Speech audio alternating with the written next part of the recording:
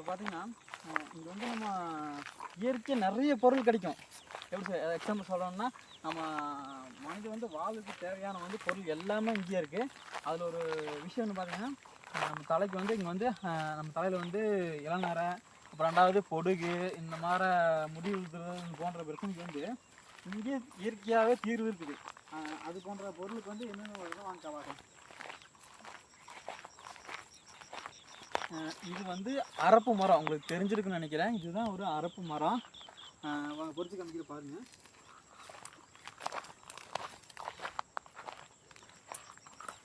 இதுதான் பாருங்க அரப்பு.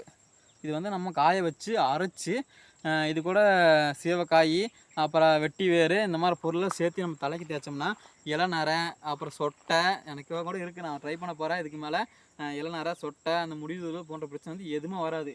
இன்னும் வர வீடியோவில் வந்து நம்ம இதையும் நம்ம எடுத்து எப்படி செய்யுதுன்னு நான் காமிக்கிறேன் பாருங்கள். 5 மணிக்கு மேலே யானை வருதுன்னு சொல்கிறாங்க, உண்மையா? யானை வருங்க. யானை எனக்கு தெரிஞ்சு யானை, காட்டு பண்ணி, சிறுத்தை தான் மெயினாக வரும். இங்கே வந்து சிறுத்தைக்கு பயந்து தான் யாரும் இருக்க மாட்டாங்க. இங்கே வந்து அதுதான் அதிகமாக இருக்குது. ஜாக்கிரதையாக இருக்கணும். நம்ம வந்து அப்படி இருக்கிறதா அப்படி இருந்தால் இதுக்கு வர கம்பி வேலி ஃபினிஷிங் போட்டு தான் நம்ம இருக்கணும். ஏன்னா 6 மணிக்கு மேலே கண்டிப்பாக சொன்னேன் சொல்கிறேன், விவசாயம் பண்ணாவே யானை வந்துடும்.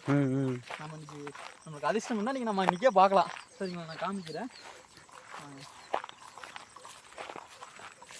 இதெல்லாம் வந்து பள்ளம்.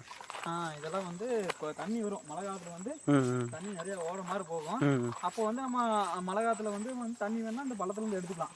ஒரு டீசல் மோட்டர் வச்சோ அது வந்து அதை வச்சு எடுத்துக்கலாம்.